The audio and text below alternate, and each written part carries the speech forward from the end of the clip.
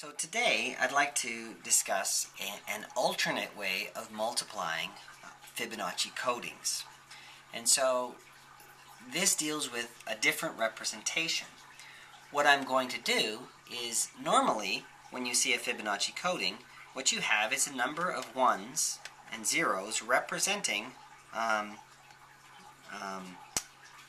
which Fibonacci number. And so here you'd have 0 1s, 1 2, 0 3s, 0 5s, 1 8, etc. And so that's a number. Now, you either have a 1 or a 0 in each column. This time, what I'd like to do is instead of having a 1 or 0 in each column, I'd rather have a Fibonacci coding in each column. And so, for instance, let's say in the 1s column, I have 1 and 3. Okay, and so I've got another Fibonacci coding represented here, and so in the 1s column I have that, and say in the 5s column I also have 1 and 3. Well, it turns out this value then represents 4 times 6, because it is 5 times 4 and 1 times 4, or 6 times 4. Now, what I'm now going to do is I'm going to rewrite this so that it contains nothing in these upper rows, just in the bottom row. Okay, so I have to use certain rules to do that. Well, because this is a Fibonacci coding, the same types of things that I can do in this direction, I can now do in the vertical direction.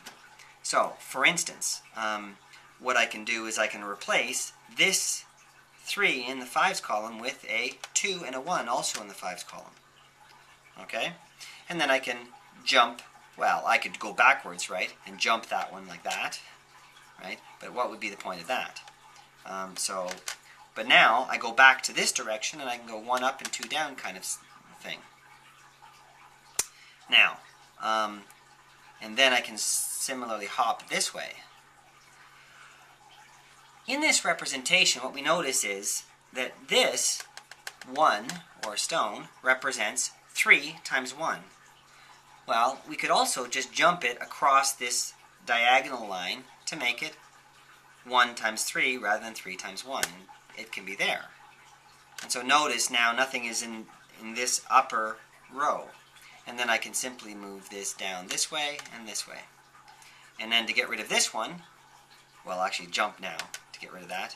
And this one here, what I can do is replace it with 2 below it, because 2 is just 2 times 1. And so then this one goes 1 up and 2 down, which allows me to jump here and here.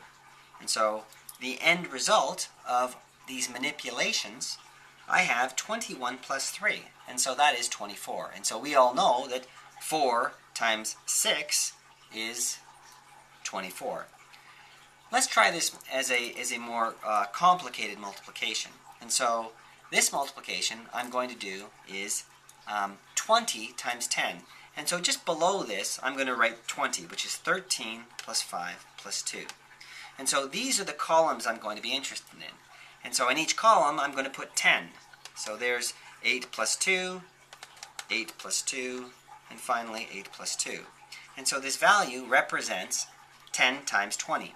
Now, what I'm going to do is I'm simply going to start rewriting this number so that I can get closer and closer to this bottom row. And so the first thing I'm going to do is I'm going to take these ones above the diagonal and put them below the diagonal. And so 5 times 8 becomes 8 times 5. 2 times 8 becomes 8 times 2. And so this allows me now to do manipulations. So in the 2's row, well, the same types of thing happens. I've got a 13 and 8, but 2 13s and 2 8s. Well, it's the same as 2 21s. Okay? So I can't do anything right now. There's no sort of immediate hopping. And so what I'm going to do is I'm going to replace in the 13's column, the 8, I'm going to replace it with 3 and 5. And so now, what I can do is I can hop this one, like that, and in the 21 column, I can replace the 5 with 3 plus 2, and then I can take this one and hop it. And now, just as before, whenever I see a 2, I can go 1 up and 2 down,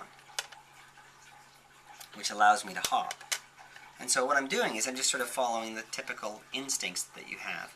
So here I can replace it with 2 down, and then the 2 goes 1 up and 2 down here. And this one here I can replace with 2 below it because it's just 2. And so then this time I can jump and get rid of 1 and then take that one and get that one way up there. And so now it's just a matter of replacements. I can move this one up and down, and then I bring all these down. And so for instance here that becomes 2, and then I can go up and down. This one becomes 2, and then this one can hop over it, and then this one can hop over that, and then here I can replace it with 2 like there, and then it can hop like that, and then it'll hop like that. And so lo and behold, everything's gone from here, and so I'm left with a Fibonacci coding, which is 144 plus 55, or 199, and then plus 1, which is 200.